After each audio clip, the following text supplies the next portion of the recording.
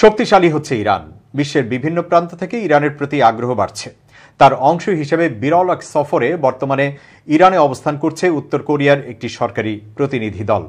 মঙ্গলবার উত্তর কোরিয়ার রাষ্ট্রায়ত্ত বার্তা সংস্থা KCNA জানিয়েছে, দেশটির বৈদেশিক অর্থনৈতিক সম্পর্ক বিষয়ক মন্ত্রী ইউন জং হোর নেতৃত্বাধীন সেই প্রতিনিধি দলটি আগের দিন সোমবার তেহরানের উদ্দেশ্যে পিয়ংইয়ং ত্যাগ করেছেন।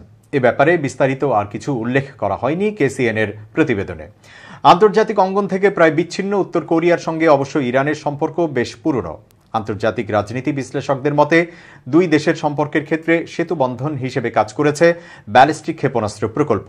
এই প্রকল্পের প্রযুক্তি সরঞ্জাম বিনিময়ের মধ্য দিয়ে কাছাকাছি এসেছে যুক্তরাষ্ট্রের প্রতি চরম বৈরী ভাবাপন্ন দুটি দেশ।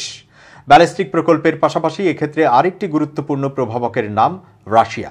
ইউক্রেন যুদ্ধকে ঘিরে যুক্তরাষ্ট্র ও পশ্চিমা বিশ্বের সঙ্গে শুরু হওয়া চরম তিক্ততার মধ্যেই ইরান উত্তর কোরিয়ার সঙ্গে কূটনৈতিক সম্পর্কের মাত্রা বৃদ্ধির উদ্যোগ নেয় রাশিয়া। এই দুটি দেশ থেকে ক্ষেপণাস্ত্র, গোলাবারুদও কিনেছে মস্কো। মিত্রভাবাপন্ন দেশগুলোর সঙ্গে অর্থনৈতিক সম্পর্ক স্থাপনের ক্ষেত্রে ইউন জং হোর তৎপরতা উল্লেখযোগ্য। দক্ষিণ কোরিয়ার সরকারি ডাটাবেইজের তথ্য বলছে, এর আগে সিরিয়ার সঙ্গে উত্তর কোরিয়ার অর্থনৈতিক সম্পর্কের গুরুত্বপূর্ণ অগ্রগতি হয়েছিল তার তৎপরতার মাধ্যমে। চলতি মাসের শুরুর দিকে মস্কো সফরে গিয়েছিল উত্তর কোরিয়ার একটি সরকারি প্রতিনিধি দল। সেই সফরের নেতৃত্বেও ছিলেন এই মন্ত্রী।